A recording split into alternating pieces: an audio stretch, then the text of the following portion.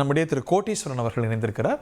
Very significant statement. உங்க பார்வை, உங்க அனாலிசிஸ் என்ன கோட்டீஸ்வரன்? நேயர்களுக்கு காலை வணக்கம். இது வந்து ஒரு ரொம்ப தெளிவான ஒரு பார்வை. இது அதாவது அரசியலை கூர்ந்து கவனிக்கிறவங்களுக்கு தெரிஞ்ச விஷயம் தான். இப்பொழுது திராவிட கட்சிகள், ரெண்டு பெரிய திராவிட கட்சிகள் மாறி மாறி ஒரு 50 காலம் ஆண்டாலும் கூட அவர்கள் ஆட்சியில பங்கு அப்படின்னும் போது ரொம்ப தெளிவா இருக்கிறாங்க. இப்ப உதாரணத்துக்கு காங்கிரஸ் கட்சி வந்து நிறைய சீட்டுகள் வாங்கியிருக்கு, ஆட்சியில பங்கு கொடுக்கல. கடந்த காலத்திலேயே அதிமுக ஆட்சியில வந்து பங்கு கொடுத்தது கிடையாது. அப்ப இப்ப பார்க்கும்போது கூட 234 தொகுதியில குறைந்தபட்சம் 160 170 தொகுதியில வந்து அதிமுக நிக்க விரும்பும். இது வந்து கிட்டத்தட்ட இன்னைக்கு எடப்பாடி பழனிசாமி அவர்கள் சொல்லியிருக்கிற அந்த கருத்துல இருந்து நான் புரிந்து கொள்றேன். ஒருவேளை அவங்க அந்த அளவுக்கு எண்ணிக்கையில நின்னாதான் அவங்களால தனி மெஜாரிட்டி வாங்க முடியும், அவங்களால ஆட்சி நடத்த முடியும். இது வந்து வெறும் எங்க தலைமையிலான ஆட்சி தான் நடக்க போகுது, திமுக தலைமையில தான் கட்சி வந்து ஆட்சியை பிடிக்கும் அப்படின்ற அந்த ஸ்டேட்மெண்ட்டை தாண்டி சீட்டு வந்து பாத்தீங்கன்னா it is going to be tough negotiation for BJP and other allies who are part of AIADMK அப்படின்ற மாதிரி புரிஞ்சுக்கலாம். அது சரி. இதில் திரு அமித்ஷா சொன்னதில் ஒரு ஆம்பிக்விட்டி இருந்ததா? அது வந்து கூட்டணி ஆட்சியா அப்படின்னு. ஏன்னா ஒரு கேள்விக்கு முதல்ல சொல்லும் போது கூட்டணி ஆட்சிங்கிறார், ஆட்சியில் அங்கம் பெறுவீங்களா அப்படின்னு கேட்கும்போது அவர் வேற ஒரு பதில் சொல்றார். ஸோ அதில் ஒரு ஆம்பிக்விட்டி இருக்குன்னு நம்ம புரிஞ்சுக்கணுமா?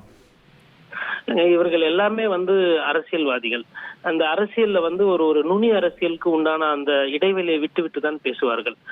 அப்புறம் இப்ப கேட்டா என்ன சொல்லுவாங்க, அந்த நேரத்துல பாத்துக்கலான்ற அடுத்த பதில் வரும். இது வந்து எப்படின்னா அந்த ஆப்ஷன்ஸை முடிக்காம ஓப்பன்ல வச்சுக்குவாங்க.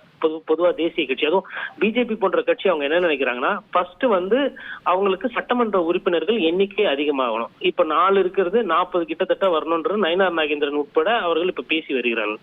ஒருவேளை அவர்களுக்கு அந்த 30-40 சீட்டு வந்ததுன்னா அப்போ ஆட்சியில பங்கு கொள்றதுக்கு உண்டான வேலைகளை 100% செய்வாங்க. அந்த நம்பர் வரலன்னா இதை வந்து அப்படியே ஒரு பேசு பொருளாக வைத்து விட்டு போவார்கள். நிறைய ஆம்பிகிட்டி வைத்து தான் இவர்கள் அரசியல் நடத்துகிறார்கள். நம்ம எல்லா ஸ்டேட்லயுமே பாக்குற ஒவ்வொரு ஸ்டேட்டா பிஜேபியை பொறுத்தவரையிலும் அந்த எலெக்ஷனரிங் ஒர்க்கை வந்து ரொம்ப கூர்மையா கவனமா செய்யறாங்க. என்ன கேட்டா விஜய் அவர்கள் செய்ய வேண்டிய ஒரு நடவடிக்கை, முன்னெடுக்க வேண்டிய நடவடிக்கை அமித்ஷா அவர்கள் முன்னாடியே செய்துவிட்டு களத்தை வந்து செட்ரைட் பண்ணிவிட்டு சென்று விட்டார். ஏன்னா பொதுவா பேசுபொருள் என்ன இருந்ததுன்னா, அதிமுகவும் விஜயும் கூட்டணி வைத்தால் அதிமுகக்கு கட்சி இருக்கிறது, விஜய் அவர்களுக்கு மக்கள் செல்வாக்கு இருக்கிறது. அந்த மக்கள் செல்வாக்கும் அதிமுக போன்ற ஒரு பலமான கட்சி சேரும் போது அது ரொம்ப ஃபார்மிடபிள் அலையன்ஸ், அந்த கூட்டணி மிக வலுவான ஒரு கூட்டணியாக இருக்கும்னு ஒரு பேசுபொருள் இருக்கும் பொழுது விஜய் அவர்களுக்கு இருந்த ஆப்ஷனை வந்து அமித்ஷா தள்ளி வைத்து விட்டார். இது வந்து ஒரு பெரிய மாஸ்டர் ஸ்ட்ரோக் ஃபர்ஸ்ட். இரண்டாவது என்ன சொல்றாங்கன்னா, ஆட்சியில பங்கு, நாங்க வந்து என்டிஏ தலைமையில கூட்டணி, அதுக்கப்புறம் அதிமுக தலைமையில தமிழகத்துல சந்திப்போம் அப்படின்ற மாதிரி விஷயங்கள் எல்லாம் கட்டமைக்கிறாங்க.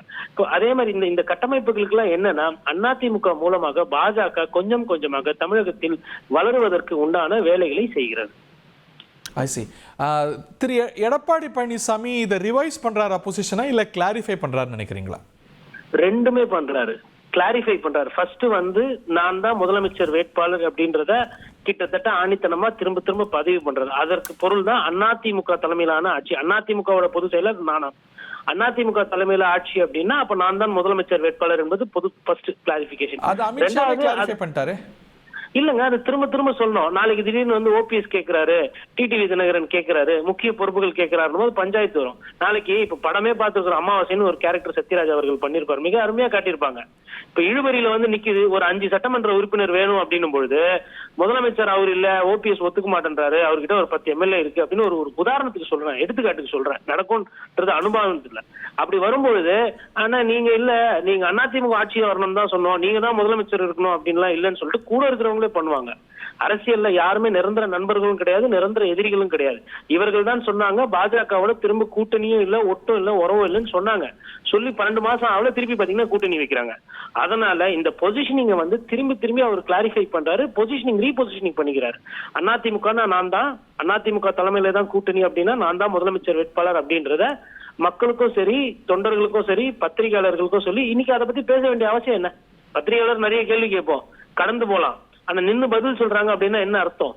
அதை வந்து அவர்கள் வலியுறுத்தி மக்களிடமும் தொண்டர்களிடமும் திரும்பி சொல்லி அவரோட பொசிஷனை கன்சாலிடேட் பண்ணிக்கிறார் அவர். Very interesting. தேங்க்யூ திரு கோட்டீஸ்வரன். உங்கள் தந்தி ஒன் தொலைக்காட்சியில் கர்ணன் தினமும் மாலை 5 மணிக்கு காண தவறாதீர்கள்.